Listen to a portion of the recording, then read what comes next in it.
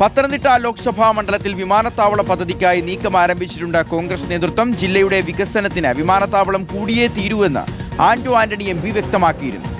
Mount Zion group chairman Abraham Kalamannil ആറന്മുളയിൽ drone survey നടത്തിയതിന് പിന്നാലെയാണ് പ്രതികരണം. എന്നാൽ പദ്ധതിക്കായുള്ള എല്ലാ നീക്കത്തെയും എതിർക്കുമെന്നാണ് CPIM-ന്റെയും BJP-യുടെയും നിലപാട്. ഗോപാൽ ശിലാസനിൽ ചേരുന്നു. ഗോപാൽ, കോൺഗ്രസ് മുന്നോട്ട് പോവുകയാണ്, പക്ഷേ എതിർപക്ഷത്ത് നിന്ന് എതിർപ്പുകളും ഉണ്ടല്ലേ? അപ്പോൾ എന്താണ് പാർട്ടിയുടെ തീരുമാനം പദ്ധതിയുമായി ബന്ധപ്പെട്ട്?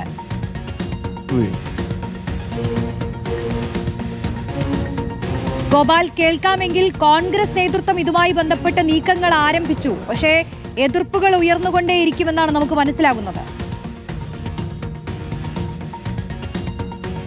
തീർച്ചയായിട്ടും റോഷിനി, കോൺഗ്രസ് നേതൃത്വത്തിന്റെ ഒരു അനുകൂല നിലപാട് ഉള്ളത് കൊണ്ടാണ് ഇത്തരത്തിൽ ഒരു തീരുമാനം അല്ലെങ്കിൽ ഇത്തരത്തിലൊരു ഇടപെടലിലേക്കൊക്കെ പോകാൻ എബ്രഹാമിന് സാധിച്ചത് എന്നതാണ് ഇപ്പോൾ CPM-ഉം BJP-യും പ്രാഥമികമായി തന്നെ വിലയിരുത്തുന്നത്. അതുകൊണ്ട് തന്നെ ഈ വിഷയത്തെ ശക്തമായി എതിർക്കുമെന്ന് രണ്ട് പാർട്ടികളും ഇതിനോടകം തന്നെ നിലപാട് വ്യക്തമാക്കിയിരിക്കുന്നു. ഒരു വശത്ത് CPM ജില്ലാ സെക്രട്ടറി രാജു എബ്രഹാമും അതുപോലെ തന്നെ മറുവശത്ത് മുതിർന്ന BJP നേതാവ് കുമ്മനം രാജശേഖരനും ഇക്കാര്യം പരസ്യമായി തന്നെ പറഞ്ഞു കഴിഞ്ഞിരിക്കുകയാണ്.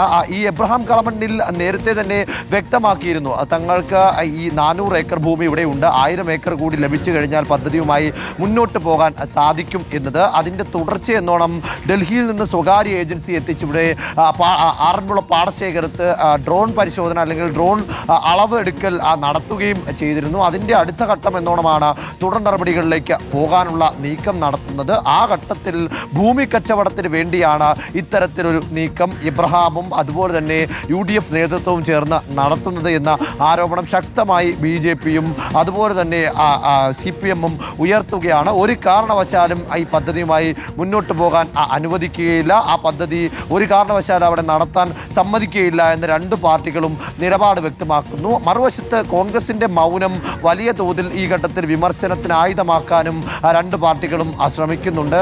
കോൺഗ്രസിന് അറിവില്ലാതെ ഇത്തരത്തിലൊരു കടന്ന കൈയിലേക്ക് ഒരു പ്രധാനപ്പെട്ട നീക്കത്തിലേക്ക് എബ്രഹാം കലമണ്ണിൽ പോകില്ല എന്നതാണ് രണ്ട് കൂട്ടരും ഉന്നയിക്കുന്ന ആരോപണം. അതുകൊണ്ട് തന്നെ പല തരത്തിൽ പല തട്ടിൽ ശക്തമായ പ്രതിഷേധം ഉന്നയിച്ച് മുന്നോട്ട് പോകാൻ തന്നെയാണ് രണ്ട് പാർട്ടികളുടെയും തീരുമാനം. ആന്റോ ആന്റണിയുടെയും അതുപോലെ തന്നെ ബന്ധപ്പെട്ട മറ്റ് അബിൻ വർക്കി അടക്കമുള്ള പ്രധാനപ്പെട്ട നേതാക്കളുടെയും പിന്തുണ തനിക്കുണ്ട് എന്ന സൂചനകൾ നേരത്തെ എബ്രഹാം കലമണ്ണിൽ നൽകിയിരുന്നു. അതുകൂടിയാകുമ്പോൾ ഈ ഘട്ടത്തിൽ ശക്തമായ പ്രതിഷേധം, ശക്തമായ എതിർപ്പ് BJP-യും CPM-ഉം മുന്നോട്ട് വെക്കും. ശരി, ഗോപാൽ ശിലാസനിലാണ് വിവരങ്ങൾ നൽകി.